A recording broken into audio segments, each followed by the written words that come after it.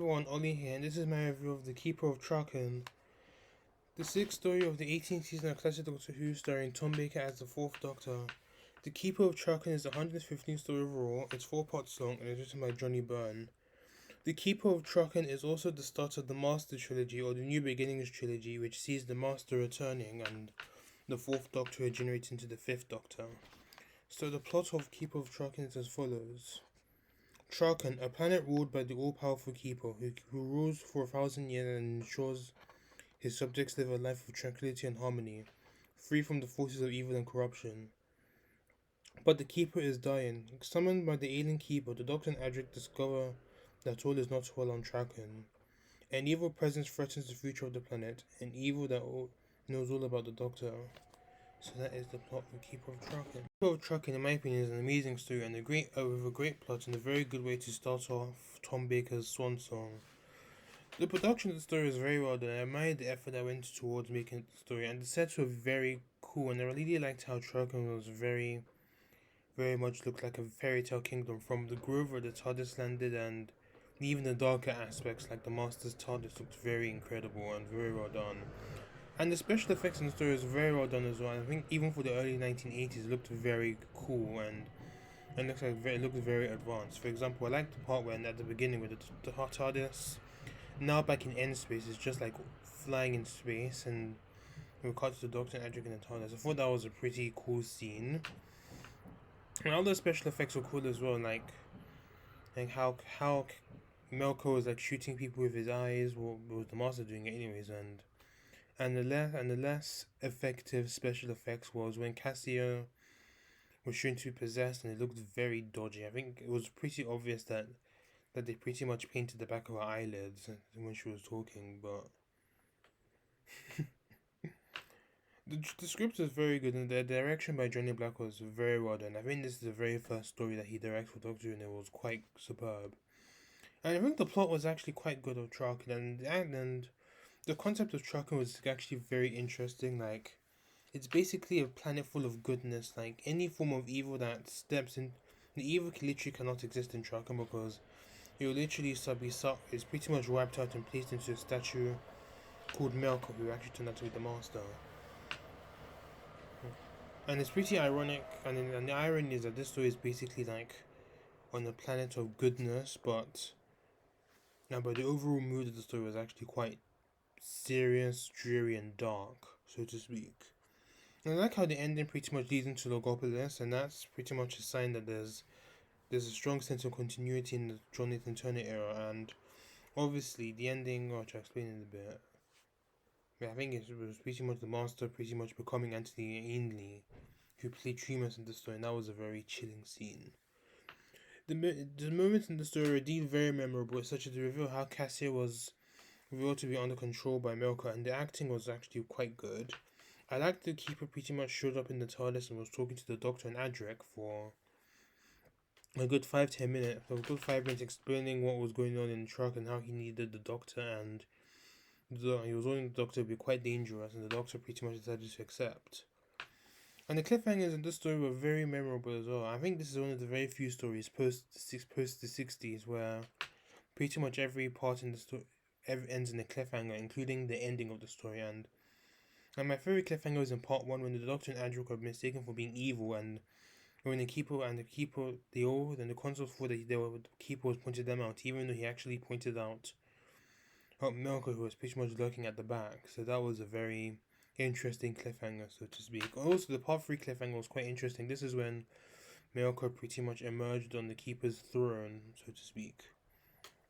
But the overall end of the story was very chilling, and this is when the Doctor and Adric were about to leave Traken, and then believing that they've pretty much saved the day, but then Seamus was talking to Nessa. Nessa disappeared for a bit, and then Seamus actually called Nessa to come help her to come back to call her or something, but then he ends up getting trapped by the Master's TARDIS, and then Master sees Tremas trapped and decides to take over his body, which kills Tremas, and that's how the Master becomes Anthony Ainley's Master.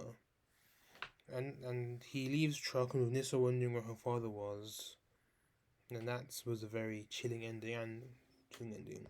So on to the performances of this story. I think they were quite good. Tom Baker is very good in the story. This is one of his last stories as the Doctor. He knew he had to give it his all. Once again, he's more serious than humorous, but I think in this story he's very serious here, which is like 97%. Not really much humor. That was actually quite good. I did like how the Doctor was trying to figure out where he met Melka before finding out it was the Master, and I liked how he pretty much entered the Master's TARDIS, or entered Melka, who was in the Master's TARDIS, and they were pretty much, and the Doctor was pretty much frozen, and because the Master pretty much paralyzed him in some way, and then the Master was literally just like playing with his curls and stuff like that. And that was a very creepy scene, but it was very interesting as well.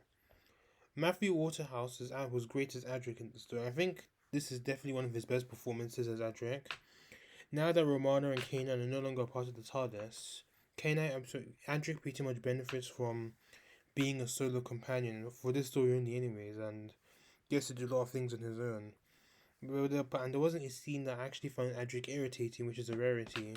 I do like how he teamed up with his future co-companion Nissa to try and enter the groove where the TARDIS was, so he can try and find the Doctor, but it was not anyways, and the other consoles were trying to like talk to Nissa, ask her what was going on, and she shouldn't go there just yet. Yeah, but then Adric pretty much used the opportunity to go and sneak off into the grove. Now, I do think that the Fourth Doctor and Adric have an underrated relationship that no one really talks about, and I think it was pretty much like a student-mentor relationship. Because most of the beginning, in the beginning of this story, and the beginning of the Logopolis, the Doctor was talking to Adric and like basically educating him and stuff like that. And I do think that Tom Baker and Matthew Water have somewhat of a decent chemistry, but which I find ironic because Tom Baker didn't really like Matthew Waterhouse, and because Matthew Waterhouse found Baker quite intimidating, and Baker didn't really like Waterhouse. But I think the two have made a bit of sense, and I think it was also quite ironic how not ironic, but it's quite. But speaking of Tom Baker, but he was a bit miserable while making the story. I think it was a bit evident here because Lala World had left and he was missing her on set, so he was pretty much just like soaking in the background. And now onto our sidecast. They're all quite good, and I think they're all very strong, contributed a great deal to the story. First off, we had Cassia. She was the console of Truck and married Truman at the start of the story, and it was explained how she pretty much developed an attachment to the Melka statue because the keeper like gave her the responsibilities to like look after the Melka, clean the statue, or give it offerings and stuff like that. And but obviously, Melka used this as an opportunity to like slowly control and possess Cassia until he gave her like a bracelet or necklace or something that pretty much fully controlled her. And he pretty much manipulated Cassia into trying to claim the keeper's seat, which she obviously did, but then obviously the master killed her because she pretty much outlived her purpose, and that was pretty much it. I thought she was a great character, and pretty much like the mini struggle she had when she was under control. I wish they could have at least done a little bit more with, but maybe could have done a bit more of Cassia trying to like fight the control or something like that, but it doesn't matter anyways. And then we have Tremas. He's a scientist and the father of Nissa and the appointed governor of Traken. He marries Cassie at the start of the story, and he used science to investigate the death of a foster and believed that the Doctor and Adric were innocent, and they were pretty much under his. I don't know. He pretty much was assigned to watch them because he was the only one that actually believed that they were innocent. So he pretty much was told to watch them, and then we got to see more scenes, and he was pretty obvious that he believed that the Doctor and Adric were very much innocent. And obviously he was suspected of being evil with the Doctor and Adric whilst Melkor was running amok, so he was pretty much accused of the rest of them, with the both of them, and then he did actually end up helping the Doctor and Adric clear their names, or the Doctor's name specifically, and to stop the Master, which was a success, a brief success before the Master decided to take over his body and kill him. And I think Tremas is a very wonderful character. He's definitely one of my favourite side characters in the Fourth Doctor era. And he is a wonderful character, and Anthony Ainsley played him very well. And I think Ainsley pretty much plays Trumas better than played Trumas better than he actually played the Master in some stories. And I ever since and I pretty much noticed this when I was younger. When I watched The Keeper of Traken for the first time, I really thought Trumas was a very cool character. And I actually realized this, that Trumas was actually an anagram of the Master, so that was pretty much a giveaway that Ainsley will pretty much become the Master at some point. And then we have Nissa, the daughter of Trumas, and she was assigned to take over Cassia's duties when she became the console of Traken when she married Trumas. She's also very clever, and she pretty much helps the Doctor and Adric and Trumas throughout the story. And I think she even guns down one of the forces to try and break them out from prison. Played by wonderful Sarah Sutton, this is her first appearance on Doctor Who, and she doesn't actually join the TARDIS team until Logopolis. And I really like Nissa. She's definitely one of my favorite companions, and I'll speak more on Nissa when during her time with the TARDIS. And then we have the Keeper. He was the original Keeper of Traken in the story, and he was responsible for making sure that all things were like good and well on Traken. And then he came to board the TARDIS to tell the Doctor about Traken and the great evil that Traken faces. And he later died when he was possessed by Cass. No, he later died because of old age, and when Cassie was possessed by and pretty much and his throne on the spot on the Watcher's seat was pretty much taken over by Cassia, who was pretty much killed by the Master, and the Master slash Noka pretty took over. He was a very good character, and as I said before in my short review, he's played by Dennis Carey, and I think they got audio from this story and put it in the key on Shada. And then we have Seren. He was one of the consuls, and he was killed when he pretty much found out that Cassia was the traitor, and she ends up killing him. And then we have Katura. She was another consul, and she was able to see the end of the story until Traken was destroyed by the Master in the following story. And she's actually played by Margot Vanderbilt, who played Kameka in the first Doctor story, The Attic. She was the one that actually fell in love with the Doctor when he accidentally proposed to her when he made her a cup of cocoa. And finally we have Proctor Newman. He was a Proctor who was pretty much responsible for keeping order on Traken, and he was later killed by Melkor for failing his task to capture the Doctor. And the main villain was the Master, who was under the disguise of Melkor.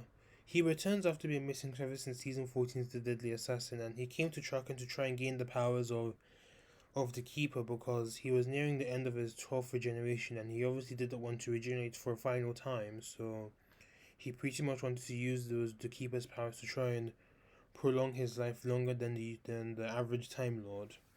And by doing this, he got Cassia to pretty much do his dirty work whilst he was sitting in the TARDIS. He's defeated by the Doctor, but the TARDIS pretty much remains on track, and the boss was quite weakened, and he pretty much decides to take over Trumas' body when Trumas ended up getting trapped outside his TARDIS. And I thought the Master slash Trumas were very good in the story, and the Master slash Trumas was played by Jeffrey Beavers. And I think Beavers is a very good Master, even though we saw a brief bit of the Master, but obviously the Master in this story was the same decaying Master we saw in the Deadly Assassin, even though he looks more human here than he did in Deadly Assassin. And obviously I think the Deadly Assassin Master looked a lot better than the Master in this story before taking over Trumas. But I think Beavers actually did get the batshit crazy element of the Master very well, which was transferred to Anthony Ainsley, who was able to capture that batshit craziness at some points, but before his story returning every, which pretty much diminished the Master's character, and I'll get more onto that when I do more reviews.